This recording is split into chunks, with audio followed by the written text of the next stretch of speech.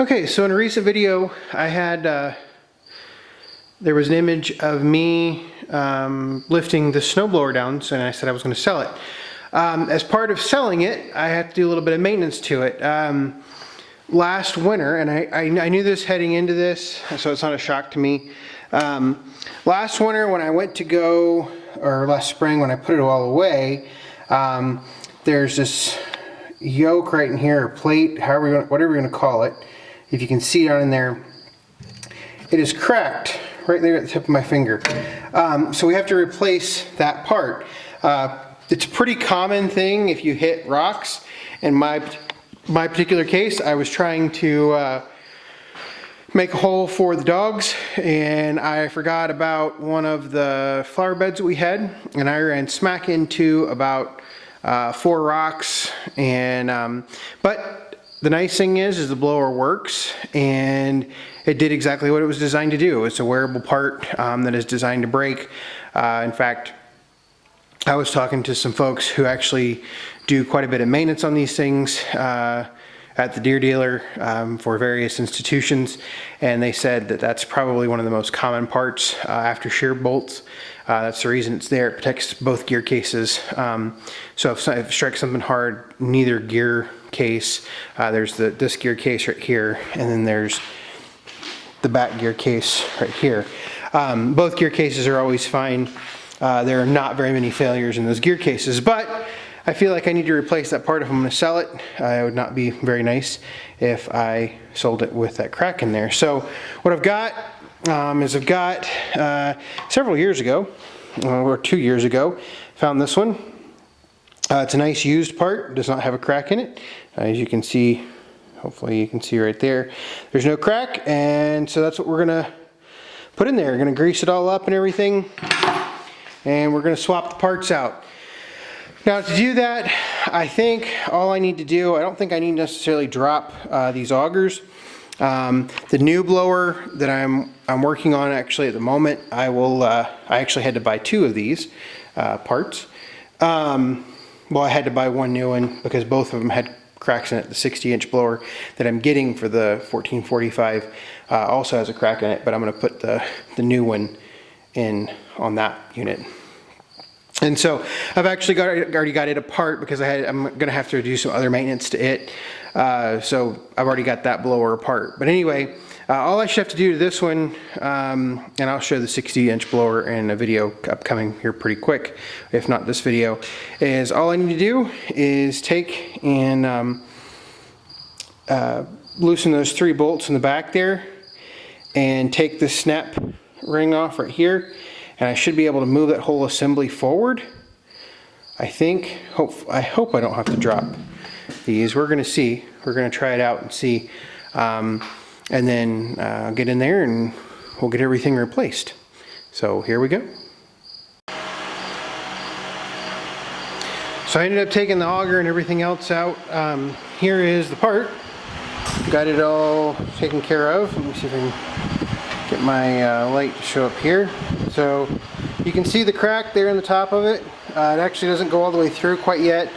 I am sure the longer I would have used it, the more it would have gone through. So now it's just a matter of throwing that part away, putting the new used part on there. I was trying to remember when I got this. I think I got it like 2 years ago, right after I bought the 1445 and replaced this on this blower the first time. So that's kind of what we're up to. Now it's just a matter of putting it all back together. Basically that part's gonna go on there, and then after that part goes on, the impeller goes on, and then I can put the auger back in there, and we should be good to go. So the hardest part about all this is the fact that the augers weigh so much, and they're so dirty because right before I put it up, I greased the augers themselves, and those grease zerks right there, and then it sat outside the last 2 days in the heat, and all that grease is melted and come to the front here, and it's just an absolute greasy mess. Or it's, I don't want to say melted, but it's gotten a lot more liquid than it normally would be. So yeah, there we are. I'm going to start working on putting it back together, and this should be a relatively easy project. And then I got to do it again with the 60-inch blower, and I'll probably just put that video, I'll actually tack it onto this one so you'll get to see both blowers at the same time, kind of compare it. I think they're in similar condition. I mean, obviously they're used. The gearboxes are both good, obviously, and they're both pretty quiet when you plug them in to the machine, or when you hook them up to the machine. They both sound really good. I mean, obviously I've used this one the last couple winters.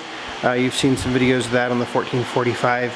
I'm looking forward to putting the 1445 to work with the 60-inch blower. So yeah, we'll get to work on this, and then we'll start working on the 60-inch blower, and we'll be good to go. Okay, the 47 blower is all done and go ready to fight snow for somebody else.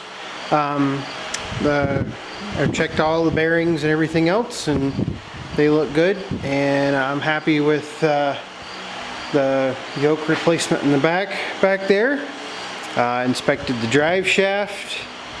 Drive shaft looks nice. No problems there. So yeah, we'll send this down the road.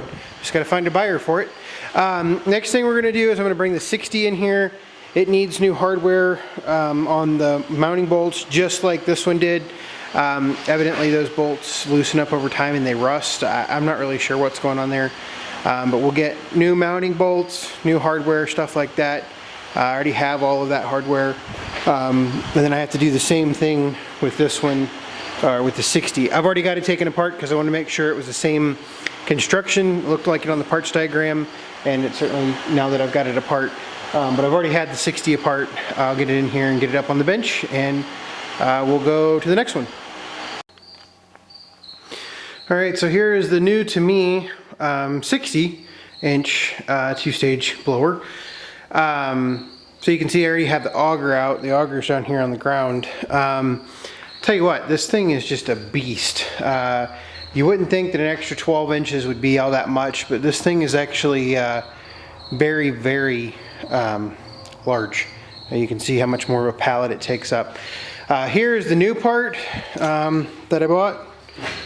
$262 and change, I believe. I don't know what makes them so expensive, but I guess you need it.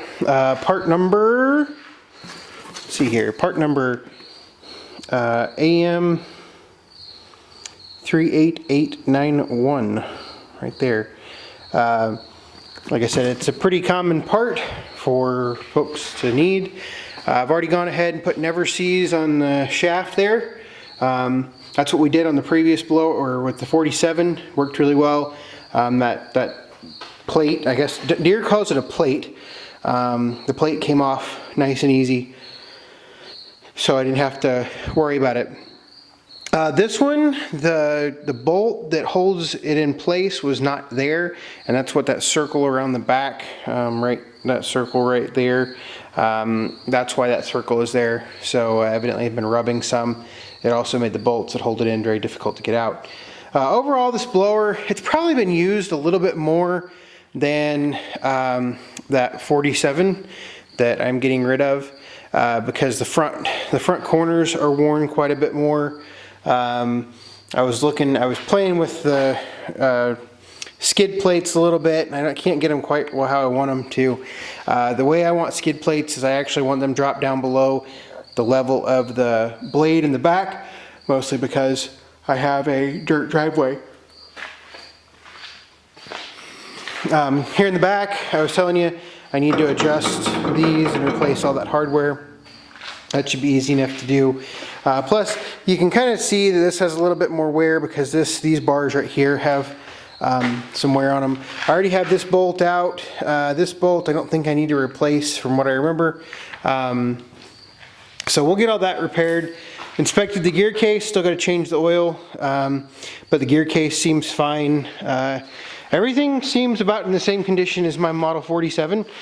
So I think I'm getting a serious trade up here in terms of width. I think I may not even get done with this tonight because I think I'm going to go ahead and replace the bearings while I'm at it. They seem okay. but I might as well replace them. So we'll see. But let me go ahead and get the impeller on there, and we'll go from there. So there we go. Okay, there's a 60-inch blower all ready to go. Got the new yoke in, got the auger in, inspected the bearings really well. I'll probably have to replace them next winter, or I guess it'll be winter of 1920. They're fine for this year. Also, changed the gearbox oil. The oil that came out of it was not attractive. Then I ended up having to cut these bolts out. So I had to cut those out, and then got 2 new ones put in there. And then got that gearbox oil changed, got the drive shaft lubed up, got a new shear pin in there, and then changed this bolt out, and this bolt actually ended up being okay. I do have to tighten these up once I get it on the machine for the first time, so I can't tighten those up until I have it actually on the machine and I have everything straight and lined up.